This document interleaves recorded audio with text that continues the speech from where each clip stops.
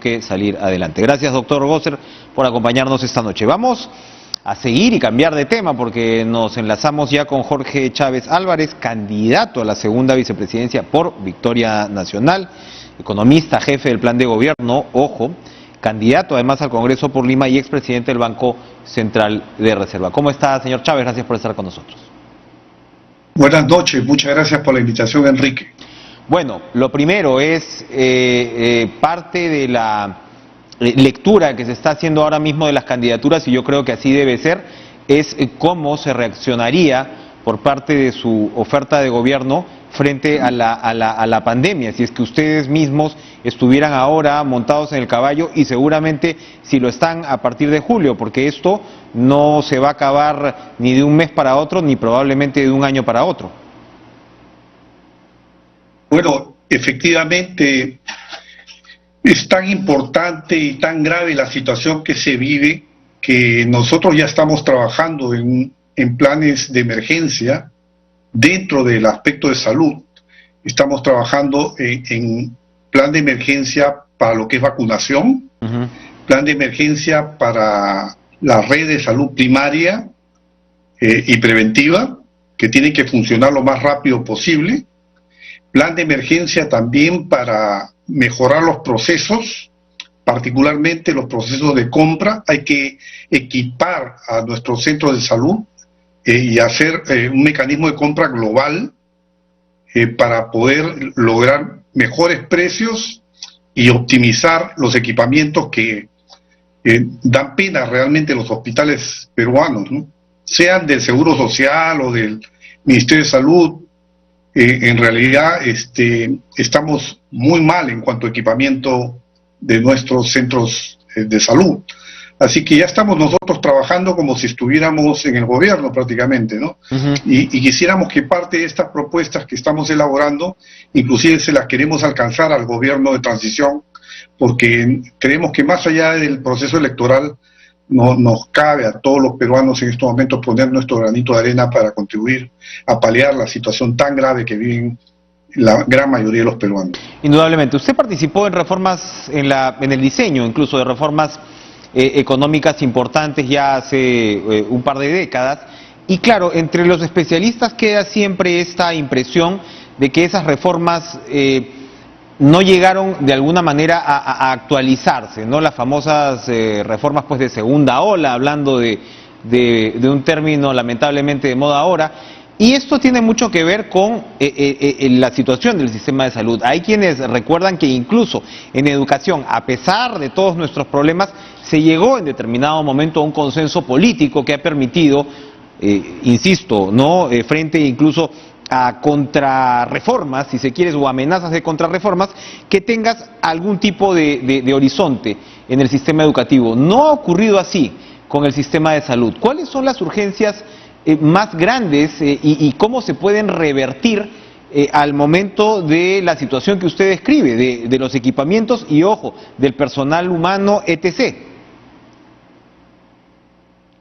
Bueno, sí, como bien dice usted, las reformas que se hicieron en principios de la década del 90 fueron las denominadas reformas de primera generación. Ni siquiera se llegó a las reformas de segunda generación o tercera generación. Las reformas de primera generación eran importantes porque aquí había un caos hiperinflacionario, hiperrecesivo, un Estado que sobreintervenía en la economía y de una manera caótica. Por ejemplo, habían más de 100 tipos de cambio, habían asignaciones de divisas por tipos de producto, en fin, era todo una gama de subsidios que en realidad todo estaba subsidiado, pero al mismo tiempo todo era caro y escaso, y habían colas como las venezolanas.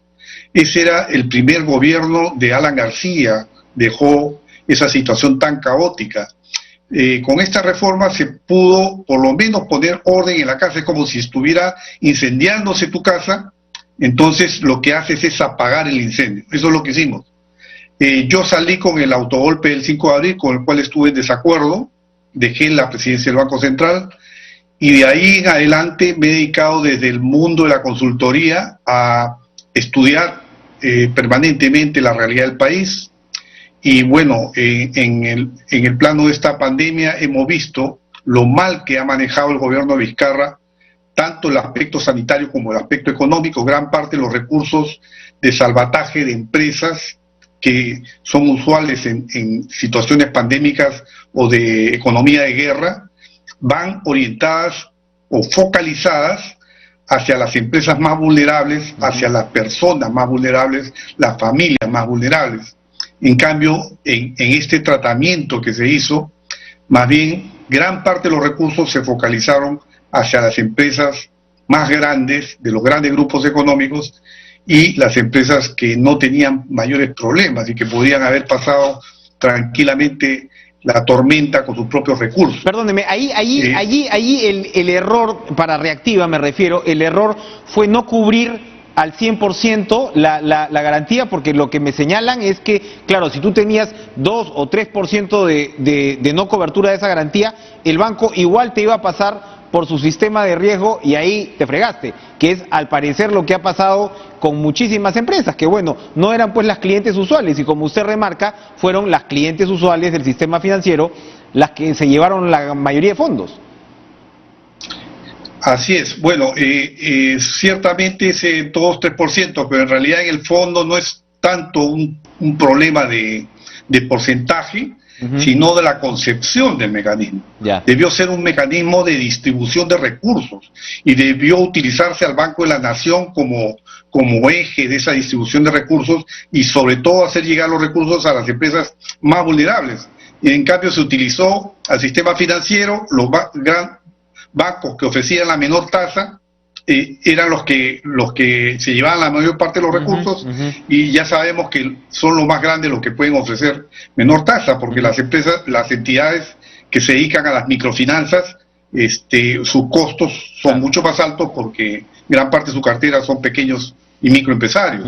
Entonces, además que se negó los recursos a entidades como las CEPIMES, por ejemplo, por el hecho de no captar ahorros, lo cual es un contrasentido técnico. O sea, no tiene ninguna base técnica el haber hecho esa exclusión. Bueno, después se trató de corregir, pero ya bastante tarde, cuando ya muchas empresas tuvieron que despedir personal e inclusive cerraron su puerta. Y muchas más van a quebrar. Muy interesante esa diferencia en la concepción del diseño como tal, porque usted lo que me está hablando es, de todo caso, de haber establecido una estrategia que era más de carácter público. Si tenemos que hablar en trazos gruesos de reformas que Victoria Nacional va a llevar adelante precisamente para cerrar estas brechas, para corregir probablemente fallas de mercado y hacer o llegar a un Estado más eficiente, ¿por dónde van a ir?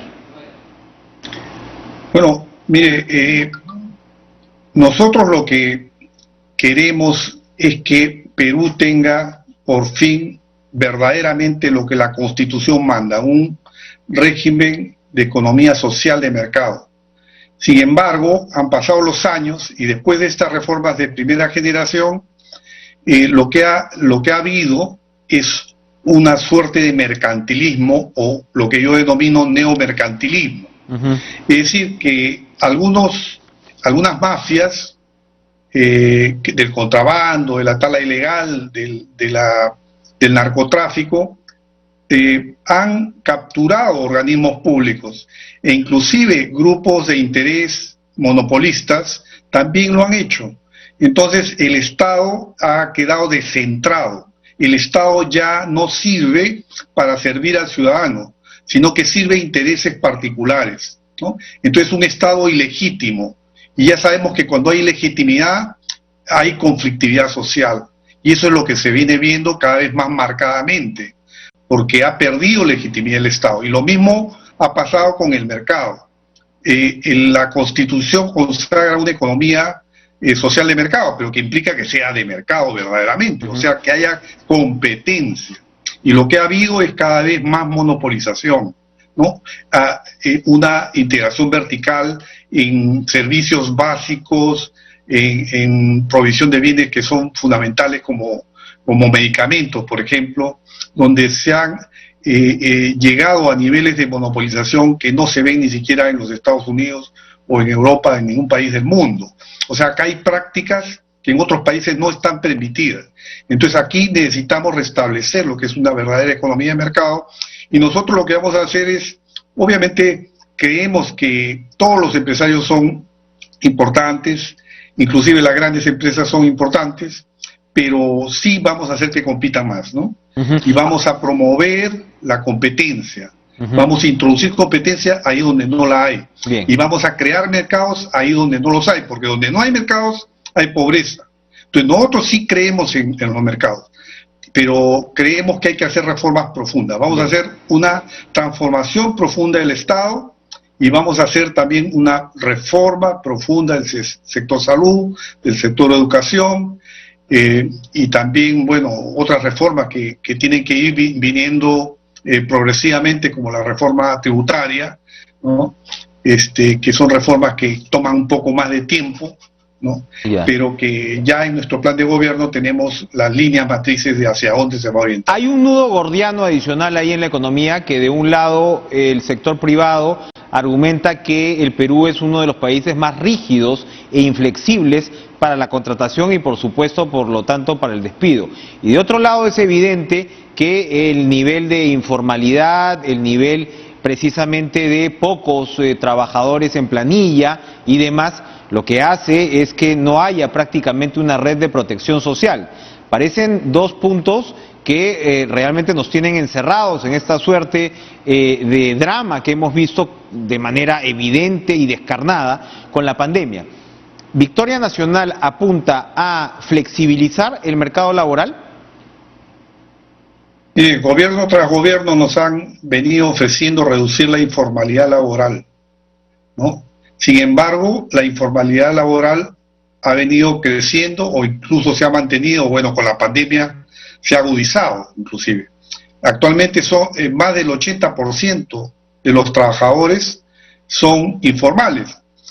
Y mientras haya informalidad, no puede haber un crecimiento sostenible en la economía. En estos momentos la economía peruana está entrampada, justamente porque con la pandemia se ha generado alrededor de 3 millones de desempleos que son mayormente informales.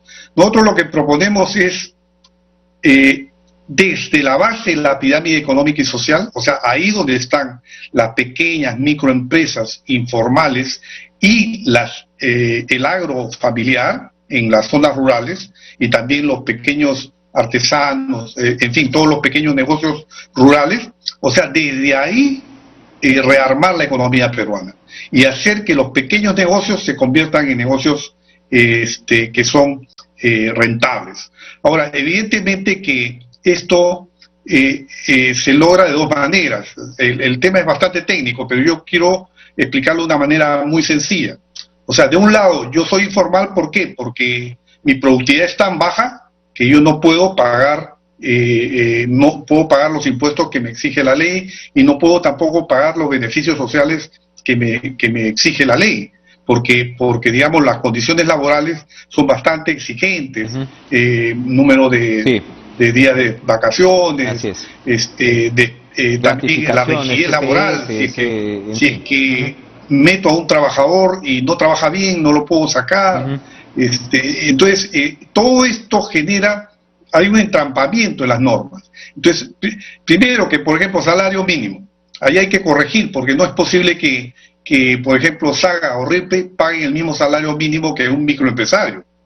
O sea, habría que diferenciar para darle facilidades a los microempresarios. Así es, hay que diferenciar porque las productividades son muy diferentes, y también hay que verlo por sectores y por regiones. Claro que no se puede tener tampoco una segmentación tan grande, pero sí hay que estudiarlo bien y por lo menos establecer, creo yo, unos 3 salarios mínimos, pequeña, micro, mediana y gran empresa, ¿no? Y luego hay que considerar también la realidad de algunas regiones, que pueden tener alguna situación muy especial. Perfecto. Jorge Chávez, muchas gracias por acompañarnos en esta primera conversación. Seguramente iremos discutiendo a lo largo de la campaña los ejes centrales de lo que finalmente pues urge en el Perú. Reformas urgen, vamos a ver cuáles son precisamente, pero está claro, y la pandemia nos lo ha demostrado, que